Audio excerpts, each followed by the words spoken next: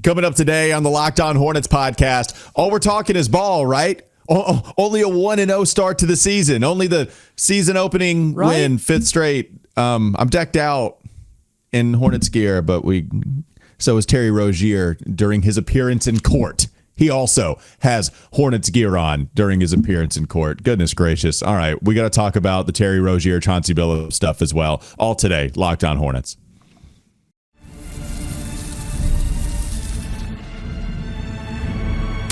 You are Locked On Hornets, your daily Charlotte Hornets podcast. Part of the Locked On Podcast Network, your team every day. In a minute, cuz we live.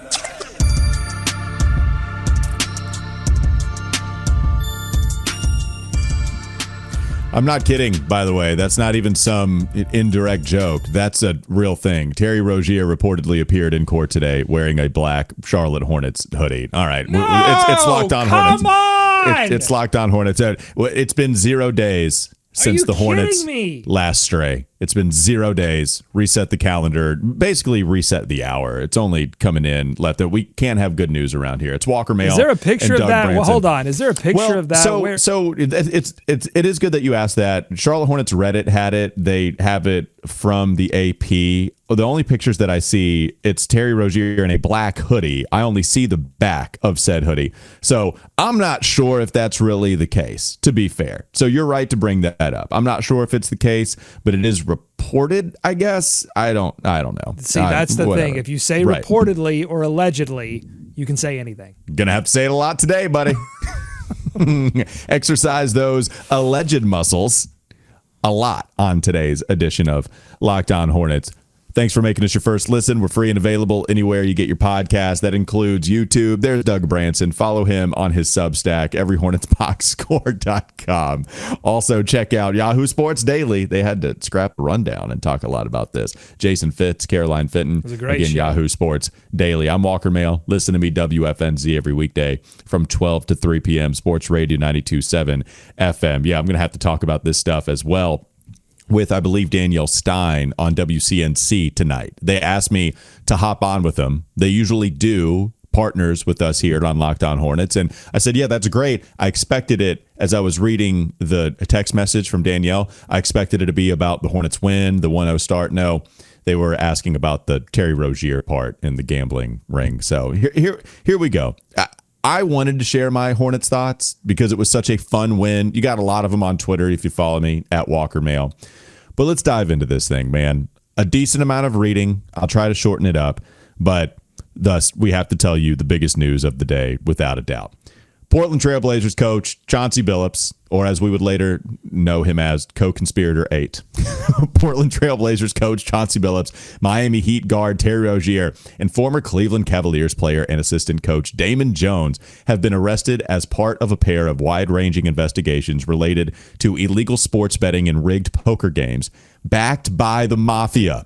God, it sounds like the back of a DVD I just bought. Billups and Rozier have been placed on leave from their teams, the NBA said in a statement. Okay, so if we get to the Terry Rozier part of this allegation stems from a game in which Terry Rozier left early after 9 minutes and 34 seconds on March 23rd, 2023, when he was playing with the, you guessed it, Charlotte Hornets. That game was against the Pelicans. And Rozier allegedly decided that he was going to leave the game. But the problem is, before he left the game early, he told a childhood friend that he was going to remove himself from the game in the first quarter due to the quote-unquote supposed injury. That was according to the indictment. His friend allegedly sold the information to two bettors for about $100,000, allegedly. Those bettors, along with their associates in a network of proxy bettors, used the info to bet on Rozier's unders, according to the indictment. The money wagered was in the hundreds of thousands, according to the indictment, and many of the bets won after Rozier again, removed himself from the game after 9 minutes and 34 seconds with just 5 points, 2 assists, and 4 rebounds. Rozier paid for his childhood friend Laster to travel to Philly to collect the proceeds from the scheme, according to the indictment, and then drove to Rozier's home to count the money with him. Rozier's lawyer, Jim Trusty, that's a real name. I swear this is the back of a DVD. Rozier's lawyer, Jim Trusty of Ephra Law, said in a statement that his client is, quote, not a gambler and looks forward to winning this fight. Okay, there's one thing I think you need to know before we start to have a conversation about this. I think we need to bring up the Brian Windhorst clip now, Doug. Brian Windhorst, ESPN NBA reporter, one of the best in the game. He hopped on the Rich Eisen show to talk about the Terry Rozier specific part of this. The Chauncey Billups stuff is very interesting. It's not Hornets related. We're trying to keep it local. The Damon Jones stuff is very interesting. It's not related to the Hornets as we try to keep it local. Here's Brian Windhorst on specifically the Terry Rozier part in all of it, which does kind of link the Charlotte Hornets in this situation to some degree. Take a listen to Brian. You're absolutely right, Rich. The NBA at some point is going to have to explain why Terry Rozier was allowed to keep playing. And I just want to point something out. The sports books caught the irregular betting on Terry Rozier the day it happened, the morning it happened, when all of a sudden there was hundreds of thousands of dollars coming in on Terry Rozier unders for a relatively meaningless game in March, involving the Charlotte Hornets. The sports books caught it. They told the NBA right away. And guess what? The NBA, Rozier didn't play the rest of the season. And he had faked the injury, so it wasn't because of the injury. The NBA pulled him. They pulled Jonte Porter too. They flagged Jonte Porter and pulled Jonte Porter. The NBA's measures, their protection measures, the sportsbook's protection measures triggered this. They caught it. The issue I think is, Jonte Porter, they caught, convicted, and tossed him out of the league within weeks. Rozier didn't, and this in this investigation, and I don't know if Terry Rozier is guilty. The NBA obviously didn't feel that he was; they wouldn't have let him play.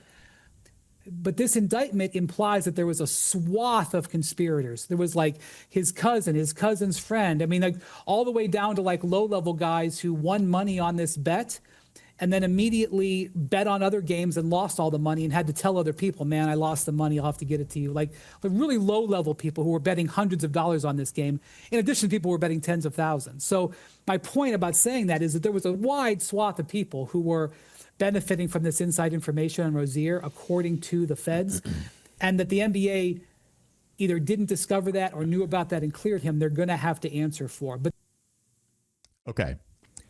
Whew. Doug, I've been talking for a little while. What are your thoughts after hearing that? I guess specifically as the Hornets are mentioned, because if Terry Rozier was pulled by the NBA, the Hornets have to know about that to some degree. Maybe the association calls and says, you got to pull him. We're in a situation, but you can't play him. Okay, I do find it hard to believe that Terry himself wouldn't have said something to anybody as to why he was pulled. I have to imagine Terry would understand as to why he was pulled. So where does that leave the Hornets organization in all of this? I'm just saying, if you're going to hire a lawyer, don't hire Jim Untrusty. Like you want Jim Trusty. I don't know why everyone's really getting on the name. Old Trusty Dusty Jim Trusty. All right, so yeah, let's talk Hornets angle here, because I mean, look, you and I could do a couple of hours on the NBA implications of this, but people come to Locked On Hornets for the Hornets stuff. I don't think for once I don't think the Hornets are going to be in the headlines negatively for any of this. I think if the NBA did go to the Hornets and say, hey, we think there's some funny stuff going on with Terry Rozier, but we're investigating it. We can't really say much more because it's an active investigation by the NBA. Also, there's some other stuff involved. To me, that's very plausible that the Hornets didn't know. They were like, okay, I mean, he said he was injured. The trainers are looking at him, because to me, the problem that I have with that Windhorst clip is he said, he faked the injury. That's an accusation that we don't know is allegedly. Well, he didn't say alleged. That's my problem. I know. With the clip. Yes. He wasn't as careful as you or I, in saying right. Allegedly, because if the NBA thought he did for a fact fake an injury, he would be in a lot of trouble with the NBA just for that, apart from the gambling stuff. And I think the Hornets would have, that the trust would have been completely broken from the Hornets side of this too. Unless you're the Lakers and you can make up injuries for players, unless you're them. Yeah. To me, look, this is all going to come down, the investigation and Terry Rozier's defense of this is all going to come down to, did Terry Rozier tell a friend, hey, my ankle is not great, I'm probably not going to play tonight. And that friend, because look, if you don't know this, like there is tipping, and the NBA goes to players in the offseason and reminds them, hey, no tipping. Like, don't tell people, because this is what happens. Like, you have a friend, you have people that hang around your orbit, and you say, yeah, man, the back's hurting tonight, I don't think I'm going to play. And then they can go off and do this kind of thing, and all of a sudden you get implicated in that. And so that's, the defense is going to come down to who knew what, when, and what was there. Was he coming over to count money? Did he drive him here? All that stuff's going to play itself out in federal court.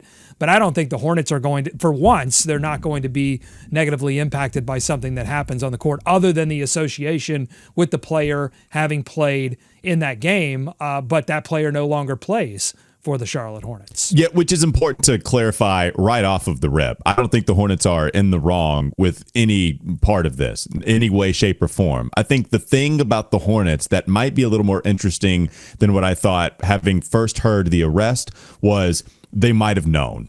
They might have known as to why Terry Rozier wasn't playing after a little while, knowing in terms of why he was pulled, not knowing that Terry Rozier was telling his friends and that he was going to leave early because of a fake injury, quote unquote, allegedly. I'm not saying the Hornets knew anything about that. In fact, there is no evidence to suggest it. There are no accusations to the Hornets at all accusing them of that. But I do think if you're right, if Brian Windhorst is right in saying that Terry Rozier was pulled because of the investigation and we knew it was a fake injury, I would find it very hard to believe that the Hornets would have zero understanding as to why he was pulled, which eventually, okay, so now we've made it there. What do we do with that information? I think that's probably where it ends. We're here to discuss what the Hornets' part in any of this is. And I think the part for the Hornets is they knew why he was pulled, and you comply with whatever the NBA's demands are. That's what happened. They did what they were supposed to do. Hornets are good. That's what it seems like to me. But I guess the difference here is that there was some understanding as to why he was pulled. Didn't know that at the beginning of this process, which was the beginning of the day. And that's the only difference here. But in terms of the Hornets being accused of any wrongdoing, any evidence of any wrongdoing, the Hornets, again, they can just wipe their hands clean because there's nothing there. Well, and if I move this forward, into the future of the Hornets organization, whenever you bring someone into your organization, you're also bringing in their character. You're also bringing in the people in their orbit and the things that they're involved in.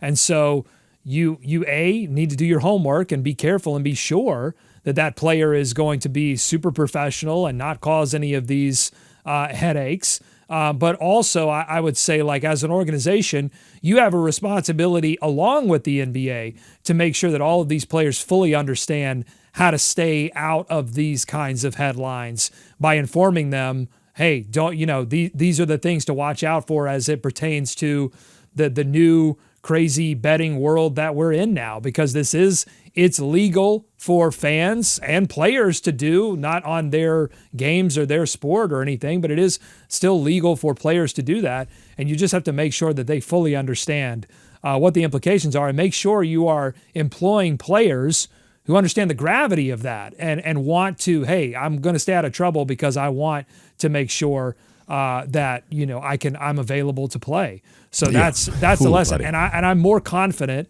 today than I have been in a long time that the organization is prepared to do that. There are a lot of tentacles stemming from this, and there might be, in fact, I would have to imagine there are going to be a lot of storylines stemming from this, more players that have been named directly that are going to be involved. I don't know. I have no clue, but I'd be hard-pressed to believe otherwise. I will say this is going to be really hard to legislate because people talk. This was always going to be really hard to legislate ironclad because of the soft spots, as Brian Windhorst describes them on Rich Eisen, with media being around for shoot around, talking with some of the players that they have better relationships with than others. Then in passing, texting your buddy, oh, well, yeah, sorry, you bought tickets to the Hornets game. Terry's not going to play. Oh, he's not? Why? Well, I got a tip that he's not going to play. It's easy, baby. It's easy. You know how like the whole trick of the water in one glass, there's water in another, and then there's a string that's connecting both water sources, and then it has to balance out, but it wicks through the rope. It gets over there somehow, some way. Nature, it finds a way. It finds a way, and it's really hard to legislate. Coming up next on the Locked On Hornets podcast. Bees everywhere! Hornets, yeah. Woo! All righty. Yeah, buddy. 1-0. Okay, got the win against the Nets. What is the ceiling? How high can we fly? Oh, buddy. I'll share some of my observations. And Bill Simmons, he's on board. We got Bill Simmons on our team now. That's still to come, LOH.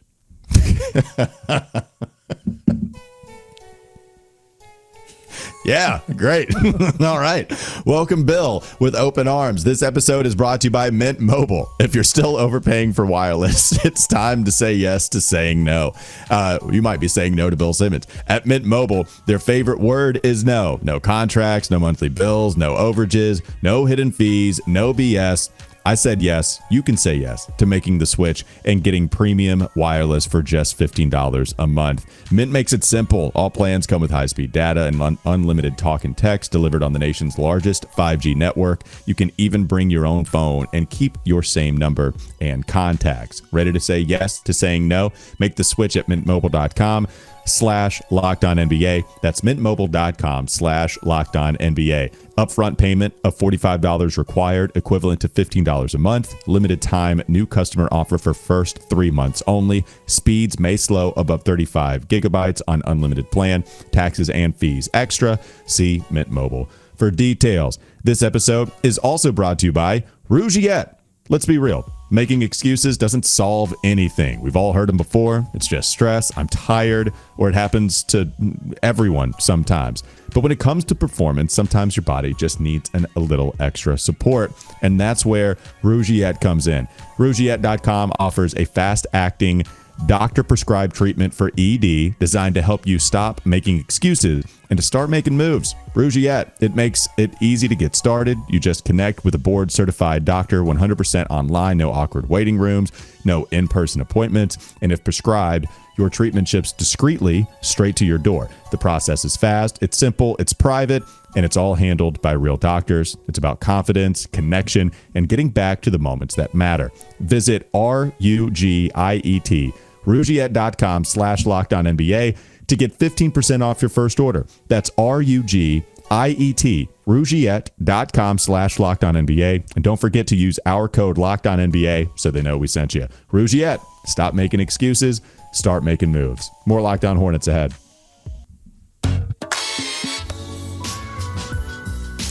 So you're not a big fan of Bill Simmons wanting to hop on the Charlotte Hornets bandwagon after all of the comments he's hurled our way before.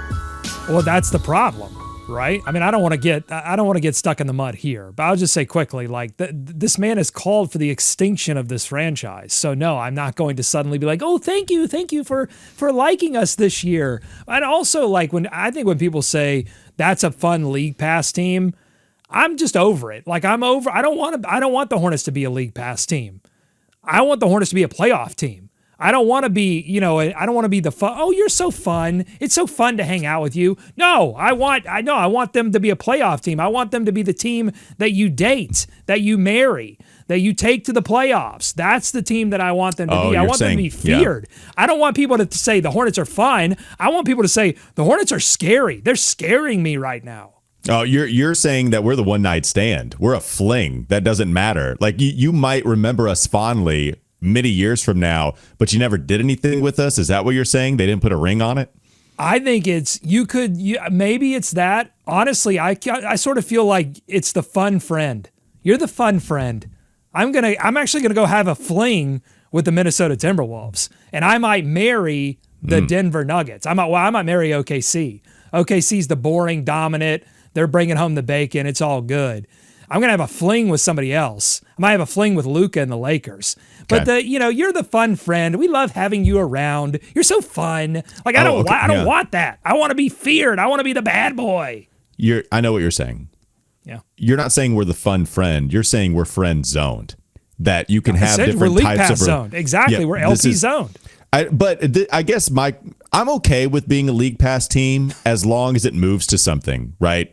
Friend zone isn't bad. Let me just tell you, from my experience in high school, it never moves to something. Yes, that's the issue. That's the issue with being in the friend zone, right? Because you can be in the friend zone for an eensy teensy tiny bit, except once it gets past that eensy teensy amount, then it becomes a real issue. And we've been league pass before, okay? We were league pass 4 years ago when we never moved on outside of the play-in, and then they dumped us to the tune of a 30-point drubbing. Yikes. I hear you on that. So I guess let's start here.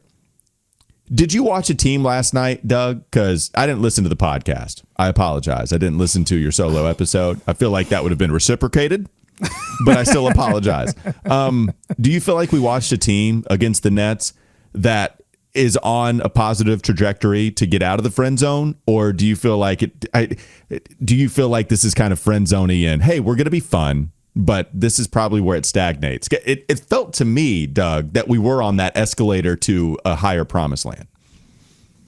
Yeah, I think that there's the start of something. Mm-hmm. Yeah, I think a lot of work has to be done to personnel over the next season and a half to really figure this thing out. But I think you're starting to see a team that's at least buying into whatever the incomplete vision that Charles Lee has for this season. They're starting to buy into that, but there are missing elements. Like you're playing 3 rookies significant rotation minutes. That's going to be difficult to become a feared team until those rookies grow up, and they have to grow up quick this season. And I would say too, like there were things with turnovers. There were issues with, I think LaMelo's defense wasn't very good last night, and you're still going to have that get a little bit better. Like there were just possessions where, and look, Michael Porter Jr. is a really good scorer, but there were just, I think there were like 2 or 3 possessions right in the first quarter where LaMelo just got like completely turned around. Like I think he was sitting on the Nets bench at one point. He got so turned around.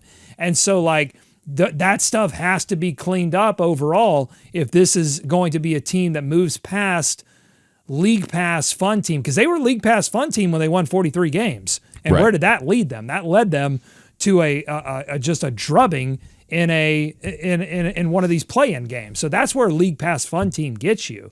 To become a feared playoff team, you've got to have a deeper center rotation. You have to have, if we learned anything from this past finals and really the playoffs in general, you have to have like 11 dudes that are all ready to play crazy defense and get physical. Not to belabor the friend zone analogy, but we can move away from the relationship stuff. I do think this is, to use a different analogy, something to where you kind of have to walk before you run. You have to crawl before you walk. And it does feel like they finally shifted fully to not allowing injuries to be an excuse, getting in Colin Sexton, Trey Mann, and having to cut Spencer Dinwiddie because they went with good old-fashioned competition in camp, and Pat Connaughton rose above the odds to make a roster spot because of the way that he performed and what he was as a teammate. And so now you have all this competition. You have rookies battling for it, man. 3 guys out of your draft class, they either start or they come in as the 7th man off a 7th man on the team. That's the most surprising one. I don't think anybody had Sion James as the 7th guy on the team or the 2nd guy off of the bench. Does that still happen with Josh Green once he's fully healthy? I don't know. They don't have another player with Sion's skill set, but for the now, Sion James is the 2nd guy off of the bench, and that was probably the most surprising, even over the rookies, both rookies starting in Con Knippel and Ryan Kalkbrenner. But last night was nothing but good to me. That's what I took away from it. It was at the Hive. Everybody was alive, baby.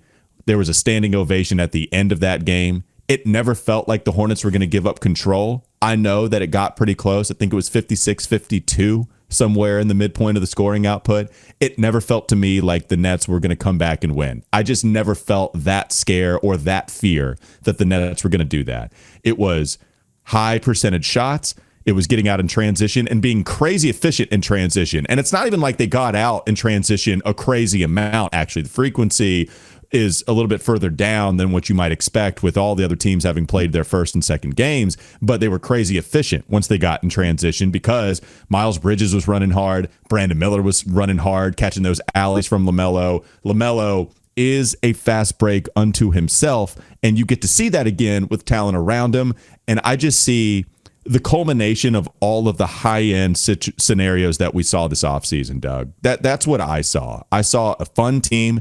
We knew they were going to give up a decent amount of points. We knew they were going to be a little vulnerable in the paint, but we knew they were going to be fun. They were going to be active. They were going to put the ball on the deck. Colin Sexton's going to get to the free throw line. Brandon told us he was stronger. He played and looked stronger to me. I think it was the culmination of a lot of high-end outcomes that we projected in the offseason, and that's what left me feeling tingly inside. Yeah, they are beginning to form an identity. And so to me, that's like you have to both, all right, here's our identity, and we have the players with the skills, experience, and body types to then go and execute that identity. So that night, last night, they're all blurring together. Last night proved to me that they've got, and really the extension of the preseason proved to me that that they have that first thing checked off. And then the rest of this season is going to be building towards the second. But that's what I think the goal should be. The goal should not be for the Charlotte Hornets to be a league pass darling. They have to grow up and grow out of that. They have to become a feared team. And I think that Charles Lee would agree with me, that he does not want to coach a league pass fun team. He wants to coach a feared playoff team. Sure. Did you? Let's talk more about that. Coming up next on the Locked On Hornets podcast. Bees everywhere! We'll finish with the league pass / feared team debate. Get to more of my observations. Rapid fire. You know, we always stick true to that. So we'll give you some rapid fire observations. That's in the last segment. Locked On Hornets. Before we get to the last segment, I want to tell you that this episode is brought to you by Skims. Did you know that Skims now makes underwear for men, bringing the same attention to quality and comfort they're known for? Well, now you do. The men's line offers something for everyone, from boxer briefs to classic briefs, all designed with the perfect balance of comfort and style. Finding underwear that fits well, stays in place, and moves with you throughout the day can be a challenge. Skims solves that with lightweight, high-quality materials that provides all-day comfort, whether working out, traveling, or just going about daily life. Shop Skims Men's at skims.com and Skims stores. Let them know we sent you. After placing an order, select the podcast button in the survey and select our show in the drop-down menu. More Locked On Hornets ahead.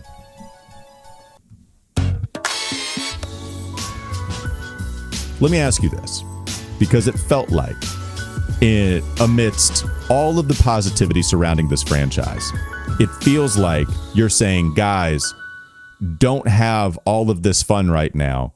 We have to be a serious team. Do you think that segment would have gone differently had I not brought up the Bill Simmons comment and we just would have talked about how the Hornets looked last night and it would have been more in a positive light?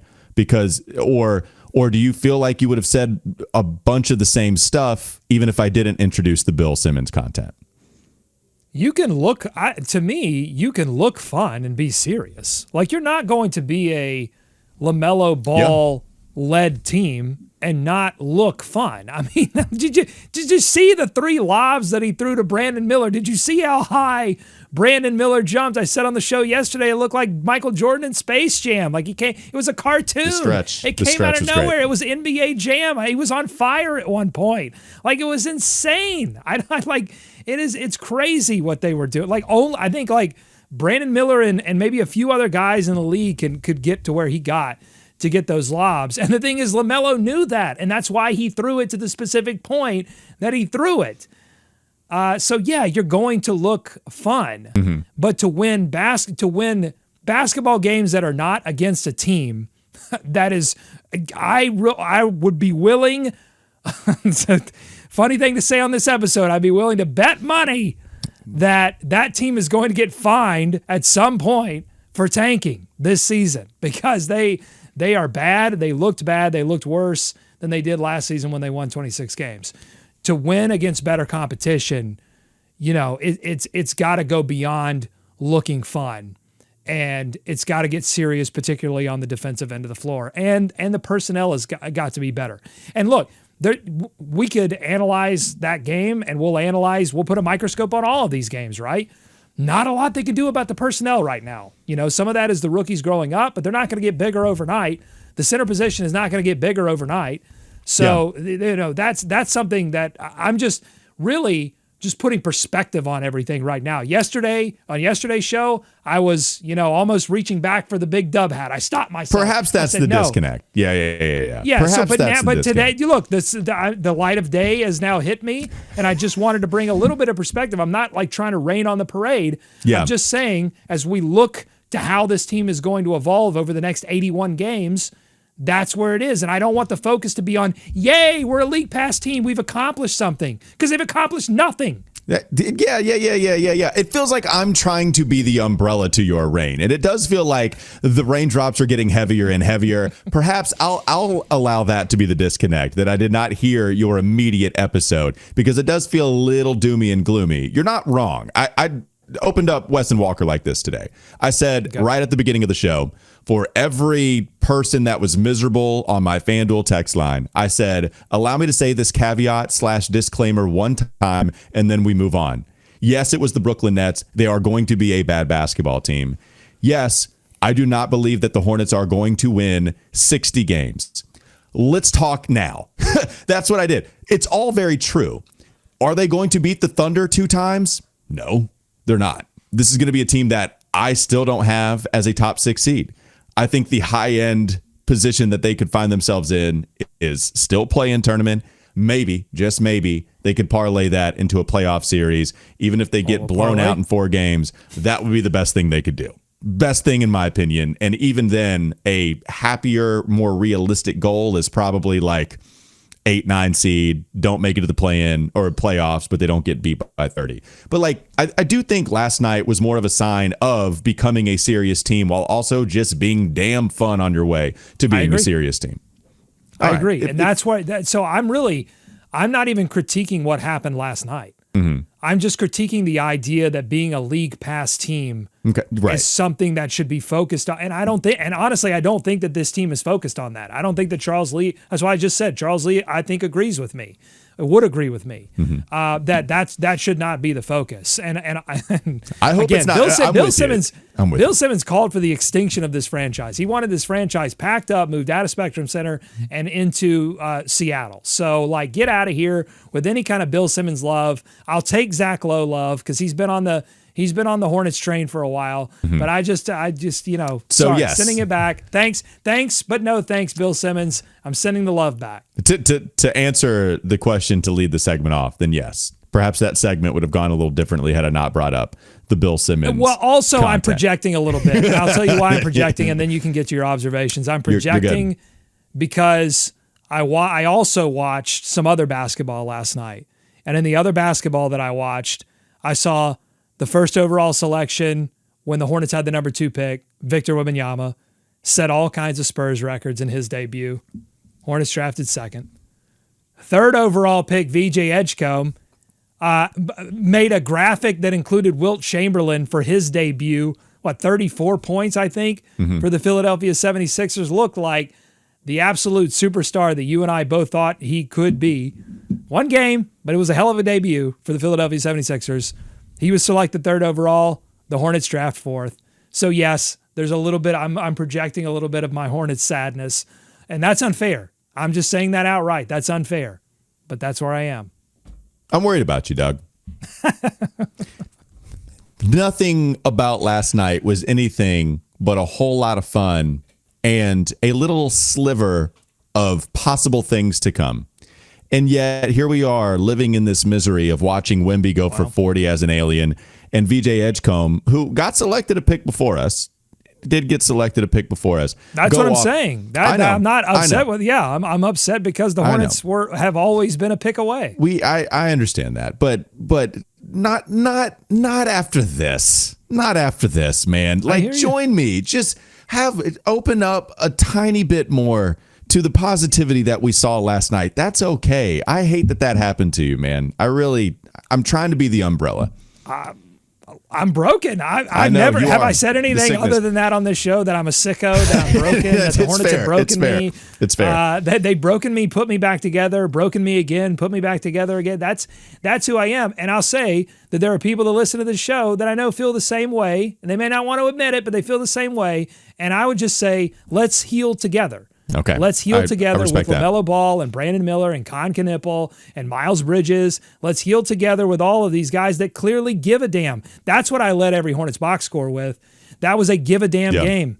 And that's going to be key to if you want to go from league pass to feared, that's the central key to all of that, is everybody giving a damn all the time. I think they showed that. I do. I know, defense, they allowed 117 points. I think they're going to give up a decent amount. It did seem like they cared. Rapid fire, and I mean it this time. Let's start with LaMelo.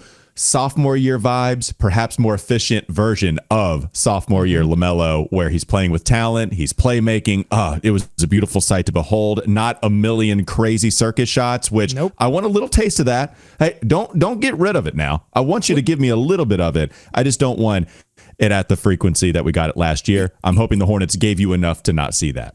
He was judicious, and you're right. He's going to have to sense, and this is what superstars do. They sense when they need to go into the phone booth and turn into Superman. They sense, hey, the team doesn't have it tonight. I trust them, but now I've seen enough. I've got to go and do it. That's LeBron did that for years and carried team to finals doing that. That's what LaMelo has to do. We're going to see it. I thought LaMelo was. I did think LaMelo was good offensively. Yep. Got on his horse on a couple of transition possessions to create other baskets for other people. Just got on his noble steed. Oh God, it was beautiful in transition. Musa, I love you. The all-out effort, nothing else there.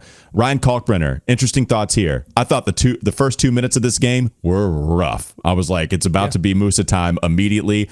I thought there was zero impact from him. He was manipulated. Nick Claxton takes it right at him, and Kalkbrenner stands there like a tree and doesn't move. Going to be a lot of standing like a statue, but then his impact sometimes that worked.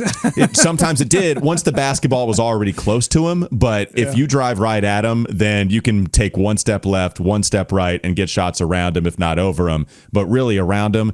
Either way, Ryan Kalkbrenner really played a lot better as that game went on. First 2 minutes, bad turnovers as well. In fact, 4 turnovers for your center. You don't love it. Yeah. Anyways, those were thoughts there. Brandon Miller played physical, giving me some chicken wings on drives. As long as the officials don't call it, I'm good. You can't do it all the time, but it showed that you drove with a purpose. You gave me a variety in your shot diet. And I really enjoyed watching Brandon Miller's floor game last night. So love what I got from Brandon Miller. A lot of pick and roll possessions with him on the receiving end. Also as the ball handler, thought that was cool from Brandon Miller. Con Knipple, heady player. Love looking off LaMelo on the coast to coast bucket for the first bucket of the season, recognizing what the objective is. We're a transition team. If I take this ball up the court myself, we get there faster. Kalkbrenner's going to seal and give me another heady play, and I'm just going to go ahead and finish on the left side. Cool. Bam. We're off and running right away. Objective conquered. Thank you, rookie, who got the start for good reason. Con Knipple doing a little handoff play to LaMelo and then quickly shifting to the corner. Like I use the word judicious with LaMelo and his shot selection, but with Con's footwork, it's also like it's compact. Like he knows how to get to a spot very quickly, and it almost like Steph can do it quicker and Steph can do it cleaner, but it was Steph-like in its motion towards the corner to get open quickly off of that sort of, again, it's sort of faux transition where the defense is scrambling. They're not fully set. And he's taking advantage of that by saying, here, LaMelo, you're going to distract my guy for like a half a second while I move into position, get open, bang, hit the three. Con was great. Those two are going to be awesome together. The Tasmanian Devil Squad, Moussa Diabate, Sion James, Tijon Salon, all of them, and also Colin Sexton. It feels like you have 4 tornadoes cleaning up the gym in Space Jam. Tornadoes. Yeah, all of them. Just awesome stuff there. Colin Sexton getting to the free throw line immediately. Love to see that. Final one, Trey Mann. My thing about him, welcome back. Just coming in after being one of the last guys to enter this game, by the way, but hits an efficient rate, 6 assists, only 2 turnovers from Trey Mann. And the other thing is, my God, I'm not sure there's a player on this team that gets as much separation as consistently as Trey, leaving dudes in the dust on some step backs, just has all the room in the world to operate, misdirection, has you guessing. Like I don't know what's coming when I'm guarding Trey Mann. And if I don't, I'm not sure Trey does because he plays off of feel. What's good about that is the defender doesn't know what's coming. Those are rapid fire observations. I figured it out. I know what would heal me. And that's a victory against the Philadelphia 76ers on Saturday. I'm a little scared because Embiid had a terrible debut, and I feel like he's going to look at the center rotation, and the whole organization's going to look at the center rotation, and they're going to go num, num, num, num, num. But, if they somehow manage a win and hold VJ Edgecombe, maybe a little second game slump, that would heal me. That would go a long way to healing me. So we'll see. Hopefully they do it. That'll do it for Locked On Hornets. It's all about Jam-packed episode. Thanks for making us your first listen. We're free and available anywhere you get your pods. That includes YouTube. Doug Branson. Go check him out on everyhornetsboxscore.com. I got to see Evan Hale last night at the game. Shout out to Evan for being credentialed for the first time and being there in attendance. Also check out Yahoo Sports Daily. Jason Fitz, Caroline Fitton doing a great job. I'm Walker Mail. Listen to me WFNZ every weekday from 12 to 3 p.m. Have a great rest of your day. We'll be back with you tomorrow.